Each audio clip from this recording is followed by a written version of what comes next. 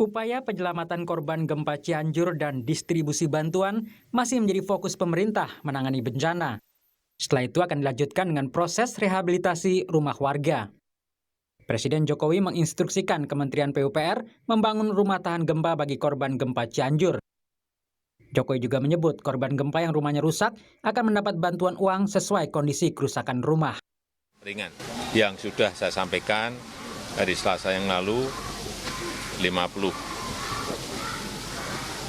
juta untuk yang rusak berat, yang sedang 25 juta, yang ringan 10 juta. Badan Nasional Penanggulangan Bencana BNPB akan segera merelokasi rumah warga dan membangun contoh rumah tahan gempa pekan depan. Kepala BNPB Suharyanto menyebut pihaknya sudah menyiapkan lahan seluas 2 hektar. Yang relokasi dibangun oleh PUPR, yang in situ itu artinya tidak bergeser di rumahnya itu dibangun oleh TNI ya, supaya bisa lebih cepat. Dan pihak ketiga ada beberapa organisasi dan kontraktor yang sudah biasa membangun rumah tahan gempa. Itu juga kita libatkan sehingga sasarannya cukup banyak. Ini bukan hanya 1.000-2.000 rumah, mungkin bisa puluhan ribu. Ini bisa lebih cepat dikerjakan dan bisa masyarakat bisa lebih cepat untuk dipindahkan. Sementara Gubernur Jawa Barat Ridwan Kamil menyebut Pemprov akan membangun rumah tahan gempa seperti yang ada di Pandeglang, Banten. Rumah itu terbukti aman saat Pandeglang diguncang gempa pada 2018 dan 2021. Artinya kita punya track record bagaimana membangun baru dengan tahan gempa dan dihantam gempa lagi ternyata bisa bertahan dengan baik. Nah ini praktek baik ini insya Allah akan kita copy di Cianjur, mudah-mudahan. Pekan depan, pemerintah akan melakukan pendataan rumah-rumah yang rusak untuk menyiapkan tahap rehabilitasi dan rekonstruksi. Tim Liputan Kompas TV. Pemerintah segera melakukan tahap rekonstruksi dengan membangun rumah-rumah yang rusak akibat gempa di Cianjur, termasuk rencana membangun rumah tahan gempa dengan mencontoh rumah serupa yang dibangun di Pandeglang, Banten. Lalu bagaimana tahapan rekonstruksi di Cianjur nanti? Kami akan bahas bersama Dirjen Perumahan Kementerian PUPR Iwan Supriyanto dan Ketua Ikatan Arsitektur Indonesia Georgius Budi Yulianto. Selamat malam Pak Iwan, Pak Bugar. Terima kasih sudah bergabung. Baik, Pak Iwan, sudah ada konsep pembangunan rumah tahan gempa atau infrastruktur bangunan yang nanti disiapkan untuk warga korban gempa di Cianjur? Sudah Mbak, jadi prinsipnya ini juga berlaku pada kejadian-kejadian bencana di beberapa daerah. Prinsipnya bukan hanya membangun kembali, tetapi kita membangun perumahan dan permukiman yang lebih tangguh terhadap bencana. Jadi konsepnya build back better. Jadi kalau melihat Cianjur, ada 3 hal yang menjadi penyebab. Pertama, memang berada pada sesar dangkal, ada daerah potensi longsor. Dan yang ketiga, yang kita lihat bersama banyak bangunan ini non-engineer building. Karena itu konsep build back better tadi kita implementasikan dalam upaya pembangunan nanti berada di lokasi-lokasi yang aman terhadap bencana di luar daerah sesar, tidak berpotensi longsor, kemudian sesuai dengan rencana tata ruang yang tentunya sudah mengadopsi atau memitigasi terhadap bencana, dan yang terakhir yang paling utama terhadap bangunan adalah konstruksi bangunan harus tahan gempa. Oke, konstruksi bangunan harus tahan gempa. Tapi saya menarik dari pernyataan Pak Iwan tadi bahwa mereka akan ditempatkan di lokasi yang jauh dari sesar yang sangat rawan gempa. Artinya akan ada permukiman baru dengan memindahkan orang-orang dari tempat tinggalnya sekarang menuju ke tempat tinggal yang lebih aman, jauh dari sesar gempa? Ya, jadi ini akan kita kaji. Ini kami bersama dengan Badan Geologi, BMKG, dan tentunya BNPB. Sekarang sedang memetakan zona-zona tadi. Mana yang zona merah, zona kuning, dan zona hijau. Ya, beberapa di antaranya memang dengan terpaksa ini adalah kesempatan kita untuk menata kembali tata ruang yang berbasis mitigasi terhadap risiko. Dan kami sudah mendapatkan beberapa lokasi yang memungkinkan, lokasi yang benar-benar zona hijau. Tetapi ini nanti kami berkoordinasi dengan Pak Bupati agar bagaimana ini memindahkan masyarakat. Karena tidak hanya memindahkan rumah ya Mbak ya. Betul, tentunya memindahkan kehidupan ya. Kehidupan gitu ya, ini yang perlu kita pikirkan. Oke, secara konstruksi atau infrastruktur apakah konsep RISA nanti akan diterapkan atau ada konsep baru lagi Pak Iwan? RISA adalah salah satu teknologi rumah tahan gempa yang kita dorong untuk kita terapkan. Mhm. Ya, jadi kebetulan menurut saya ini cocok karena satu kecepatan membangunnya ya karena ini Ya. pracetak kita nggak mungkin membangun in situ di sana gitu ya. Mhm. Mungkin pracetak dengan komponen cepat bangun yang kita bisa rakit secara cepat. Kemudian RISA ini juga punya konsep untuk pengembangan. Jadi kalau bantuan pemerintah tentunya terbatas kan, Ya. mungkin tipe 36. Nah, RISA ini nanti bisa dikembangkan dengan modular tertentu. Jadi konsepnya inti rumah tumbuh, bisa vertikal sampai 2 lantai atau secara horizontal. Ini pengalaman-pengalaman ini yang pernah kami terapkan mulai dari tsunami Aceh 2024 ya, Pidi Jaya, kemudian di NTB, Cyclone Seroja kemarin, di Sulteng, Sulbar, dan terakhir kemarin pasca erupsi Gunung Merapi di Semeru gitu ya, kita juga terapkan ini. Oke, Pak Bugar, konsep rumah RISA sudah paling pas untuk dibangun di daerah rawan gempa atau perlu ada desain secara khusus lagi? Saya rasa sejauh ini PUPR terus ini ya mengembangkan riset tentang rumah yang tahan gempa dan bencana ini ya karena memang kita tinggal di kawasan yang rawan tidak hanya gempa Ya. barangkali banjir dan lain-lain begitu ya. Mhm. Namun barangkali proses ini tidak akan selesai di sini saja Pak Iwan ya. Pasti kita akan juga melakukan banyak inovasi juga terutama karena nenek moyang kita sendiri memang sudah tahu tinggal di daerah gempa itu harusnya bangunan seperti apa begitu ya.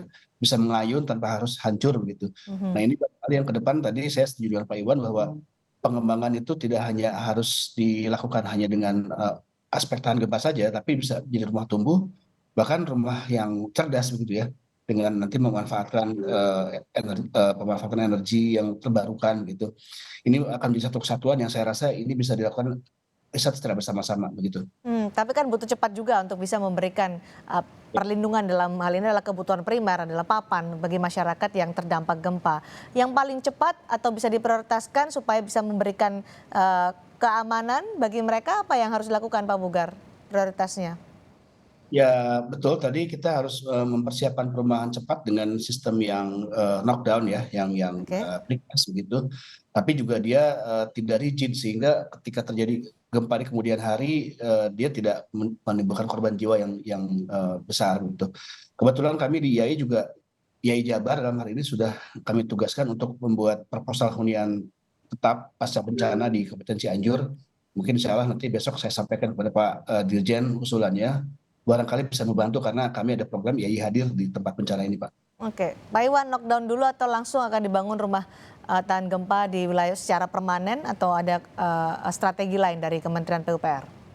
Ya, pertama yang paling utama saat ini kita melakukan identifikasi kerusakan ya. Ya. Baik itu terhadap kerusakan bangunannya sendiri maupun lokasi tadi. Ini juga penting, Mbak. Karena kalau kita membangun kembali di lokasi yang rawan, kemudian kita sadari bahwa siklus sesar ini 20 tahunan, jadi kita tentu juga harus berpikir ulang gitu ya, yang paling efektif gitu dibangun di mana. Tetapi dengan informasi bahwa saat ini juga sudah ada lahan-lahan relokasi, mungkin dalam waktu seminggu ke depan apabila lahan ini benar-benar secara teknis clear, kemudian secara masyarakat ya, Ya. itu bisa pindah ya, tertarik untuk pindah dan menjauhi dari zona bencana, maka ini secara cepat bisa kita bangun, Mbak. Jadi kebetulan kami Kementerian PUPR sudah punya manajemen kebencanaan dengan menyiapkan stok, Pak, untuk rumah RISA. Jadi kalau minggu depan sudah bisa dibangun mungkin 100 sampai 200 unit sudah bisa kita gerakkan ke lokasi untuk segera mulai kita bangun. Minggu depan ya, Pak Iwan? Ya, kalau satu pendataan, kemudian kepastian lokasi, jadi besok pagi saya sudah akan koordinasi dengan Pak Bupati memastikan lokasi siap, satu lokasi siap langsung kita garap gitu. Ini kita mengejar golden time ya, jadi karena pengungsian di musim hujan ini juga cukup rawan gitu, tidak boleh ada wabah berikutnya, ada bencana lanjutan, maka kita harus cepat tangani ini gitu. Paling tidak satu lokasi ada 200 rumah bisa kita bangun, kita cepat bangun ini. Oke, dalam waktu 1-2 lockdown dulu bulan. berarti ya, Pak Iwan ya? Ya kita gunakan apa yang mungkin, apa yang ada ya. Jadi wacana, ada teknologi lain dan sebagainya, oke, kita siapkan untuk periode berikutnya. Tetapi yang siap saat ini, kami memiliki dari Kementerian PUPR menyiapkan teknologi RISA, dan itu sudah ada 100 sampai 200 unit yang siap dimobilisasi, itu yang akan kita gerakkan dulu. Baik, kita punya beberapa bangunan atau rumah yang pernah dibangun oleh pemerintah di lokasi-lokasi yang pernah terkena gempa. Misalnya rumah bentuk dom di Yogyakarta, kemudian rumah tahan gempa di Lombok yang lebih ke rumah adat. Mana yang lebih cocok atau lebih baik untuk di Cianjur, Pak Iwan? Eh, kita akan kaji ya, sebenarnya semuanya juga bisa ya, tetapi kami lihat yang sekarang ya, dom ini juga kita mesti harus uji sekali lagi gitu ya, berdasarkan kondisi standar gempa yang terbaru gitu, apakah sudah sesuai gitu ya. Mhm. Nah, tapi kalau yang saya lihat yang paling cepat sekarang ya, ini yang kita lakukan mungkin Risa kita jadikan pilihan terdahulu.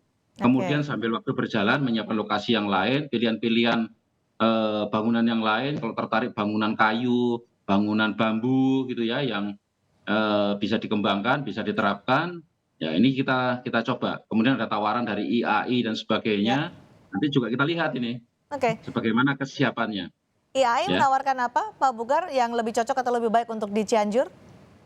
Kebetulan kami di Rakernas yang lalu sudah menunjuk ada 7 provinsi yang berpengalaman menangani bencana ya, antara lain Aceh, Jawa Barat, Jawa Timur, Jakarta dan lainnya. Nanti khusus untuk kegempaan ini kami juga ada riset tentang bagaimana membangun rumah yang murah dan cepat untuk ini ya, untuk penampungan sementara dan rumah tinggal tetap begitu. Konsep ini memang kita buat untuk didorong di setiap provinsi ada supaya keberadaan kami sebagai arsitek ini dirasakan oleh masyarakat di kawasan bencana bahwa kita hadir di situ. Kebetulan untuk yang besok itu ya Jabar sudah mempersiapkan konsep rumah tinggal tetap tahan gempa begitu. Mudah-mudahan ini bisa dipakai sebagai kontribusi dari IAI untuk Indonesia untuk masyarakat Cianjur. Baik, Pak Iwan, ini kan akan dibangun oleh pemerintah rumah tahan gempa, tapi yang perlu kemudian diperhatikan adalah bagaimana nanti ke depannya ketika masyarakat juga akan membangun rumah mereka secara mandiri sudah memenuhi standar aman gempa, karena di beberapa wilayah sudah mulai dikritisi, masyarakat sudah mulai kendor nih untuk memenuhi standar aman gempa di rumah mereka. Ya, ya ini memang PR kami selaku pemerintah ya untuk secara masif mensosialisasikan dan terus mendorong implementasi dengan berbagai regulasi agar di seluruh wilayah Indonesia, khususnya daerah-daerah yang sangat rawan terhadap Ya, gempa, ya, untuk bisa menerapkan konsep bangunan tahan gempa. Karena ini sudah ada standarnya ya, standar oke, bangunan tahan gempa sesuai dengan SNI 17 baik. 26 tahun 2019 ya, tentang tata cara perencanaan ketahanan gempa untuk standar bangunan gedung dan non bangunan gedung ya. Oke, Ini sudah ada. Pak Iwan, tanggap darurat untuk rumah tahan gempa dalam jangka pendek akan dibangun minggu depan. Jangka panjangnya mulai kapan rencana dari PUPR terakhir untuk Pak Iwan? Saya pikir kita bergerak mulai minggu depan ya. Begitu data Oke, valid, kemudian besok saya penetapan lokasi dengan Pak Bupati, kemudian kita verifikasi lokasi kesiapannya. Ketika Bupati sudah melakukan penetapan lokasi, dari titik itu kita bergerak. baik. Nanti ada lokasi yang lain, ini malam ini barusan juga kami mendapat kabar ada lokasi baru lagi Oke, yang siap, jadi ini lebih baik. luas lagi. Ya, Nah, ini kita akan terus bergerak. baik. Dan perlu saya tekankan Mbak tadi selain tahan gempa ya, Ya. ini konsep delivery-nya ini juga penting ya, gitu ya. Mhm. Jadi konsepnya bagus, tetapi kecepatan membangun dalam jumlah massal ini Mhm. juga perlu menjadi sangat perhatian gitu ya. Oke, Gitu. baik. Dimulai minggu depan, Ikatan Arsitek Indonesia juga akan memberikan kontribusi dan masukan. Terima Ya, kita kasih berkolaborasi ya, Mbak ya. berkolaborasi. Berkolaborasi dengan semua pihak gitu ya, Ya, untuk baik. bisa Terima membangun kasih. ini. Terima kasih Pak Iwan, terima kasih Pak Bugar sudah berbagi Terima kasih. informasi dan pandangan di Sapa Indonesia malam hari ini.